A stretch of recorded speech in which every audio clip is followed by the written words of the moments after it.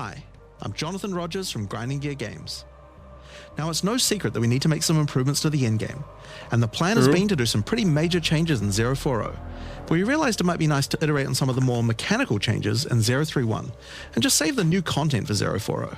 That way we can get a chance to test some of these things a bit earlier. Okay. A major concern for players are the mechanics around towers. Players don't like having to find towers to juice their maps, and don't enjoy needing to find multiple overlapping towers to get the best outcomes.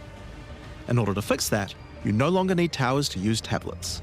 Instead, tablets can now be placed in the map device to add their bonuses directly to your maps. Each time you use a tablet while running a map, the number of remaining uses goes down. Once it reaches 0, the tablet is destroyed. You can use up to 3 tablets on each map, but the number of enabled slots is based on how many mods the map has. Running a 6-mod map will enable all 3 of the tablet slots on the map device. Holy! This change allows you... Basically, this is like, hey, we now have scarabs from PoE 1. Oh, yes, this is benefit fully from tablets, no matter what random layout of towers you happen to find. Bro! Towers can still be used to gain visibility on the atlas, and they'll also drop an extra tablet as a reward for completing them. Something we've never really been happy with was the base experience of how you complete a map. In PoE 2, we wanted boss fights to feel challenging and rewarding, so we decided to make bosses spawn only in some maps. In all the other maps, the completion condition for the map was killing all the rare monsters. However, we don't really feel this is that enjoyable. It tends to degenerate into just following minimap icons. In order to address this, we're now making all maps contain map bosses. To complete the map, just kill the map boss. You no longer need to kill any rares, and you can do as much or as little of the rest of the map as you please. Let's fucking go, dude. We still want this some is map so bosses to good. be more challenging and rewarding, though. The existing icons that currently indicate that there's a map boss now instead mean that the map boss of the area will be extra challenging, with more rewards and the map tier upgrade. We also wanted to improve the base experience of mapping in other ways by making sure that there is at least a guaranteed minimum amount of bonus content in each map. As you generate each map, we will now always add between 1 to 3 extra random features, including Breach, 1, Delirium, 2, 3, Ritual, always. and Expedition, as well as Shrines, Strongboxes, Essences, Wisps, Rogue Exiles, and Summoning Circles.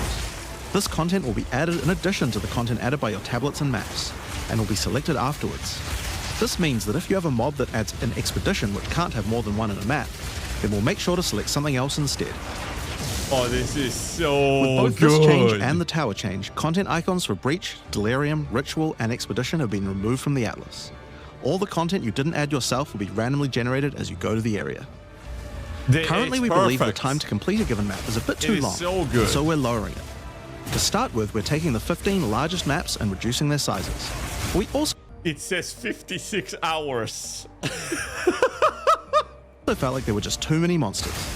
The size of monster packs in T1 maps was actually over 40% higher than in the interlude area right before it. This also resulted in a sudden difficulty spike at the start of endgame, if your build wasn't able to handle large packs well.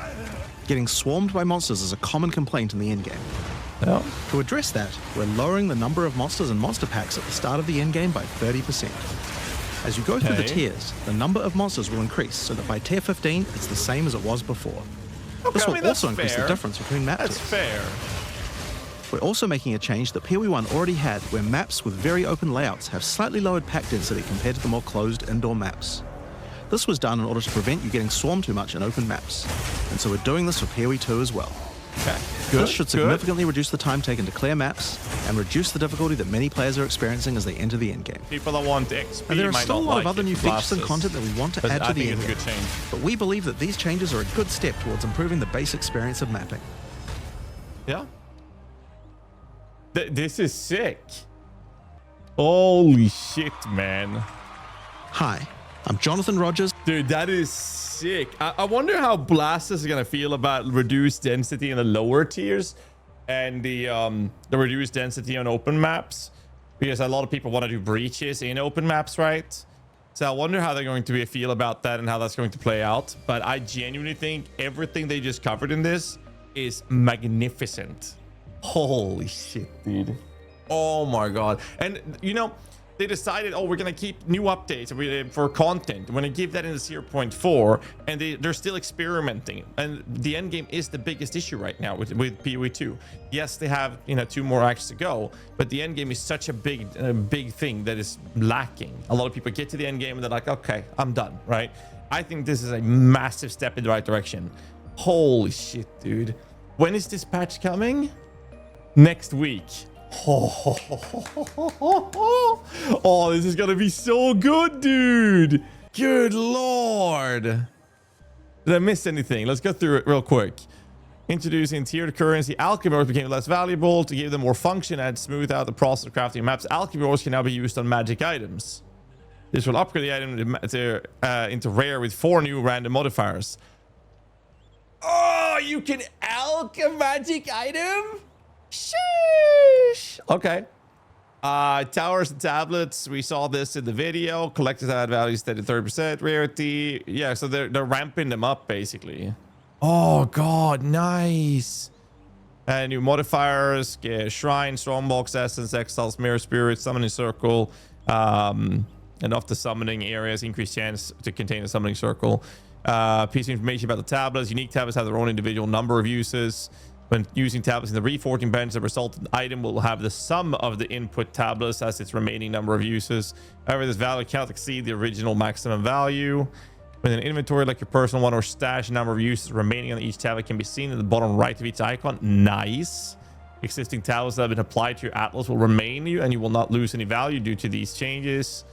Some maps took considerably longer than others to navigate or complete. We reduced the size of the following maps: Augury, fuck you Augury, Bastille, Bloomingfield, Chanel, Epitaph, Fortress, Grimhaven, Hintergard, Oasis, Penitentiary, sorry, Rupture, Savannah, Slick, Vol City. Slick was fine. Wetlands. Oh god, this is so good. As a result of these changes, such as every map now containing a boss, we've had to make some modification to the Atlas tree. For example, the Crystal Realm notable on the map boss tree, which previously added an additional essence to areas containing a map boss, now only applies to areas with powerful map bosses. Note this result in effectively no change. It is the same amount of essence before and after. In general, the map boss tree applies to all map bosses, with only a select few notables now specifically applying to maps with powerful map bosses. For example, the Fate of the King notable applies to all map bosses. Okay. Additionally, you'll notice a number of other nodes change throughout the core atlas to account for mechanical changes around towers. We try to make sure that these are kept approximately the same before and afterwards. Your atlas tree will remain the same. Citadels have had their spawn rate increased by 66%. Other improvements: modifiers that cost the area to be covered in chilled, shock, and ignite ground now cost much less ground to be covered. At least 66% of the ground effects currently covering the ground will be removed. This value is higher on lower tier waystones. Nice. We have fixed a few problems where map boss difficulty was not applying to many multi-form bosses. So a few of the maps with deadly map boss will now be more difficult as a result. It was always pretty odd that the second and third phase of some of these bosses had 10 times less HP than first phase. This was an unintentional mistake. Alongside the changes I mentioned above, the patch contains various improvements and fixes to a plethora of issues. All the details will be covered in the full patch notes, which we'll post as soon as we can. Stay tuned. This is so good, dude. I'm fucking excited, man. I'm still having a ton of fun playing PoE 2. Like, I've been starting off a Hardcore Soul self-fun adventure. Anyways, these patches are crazy. Let me know in the comments below what you guys think of it. And I'll see you guys in PoE very soon.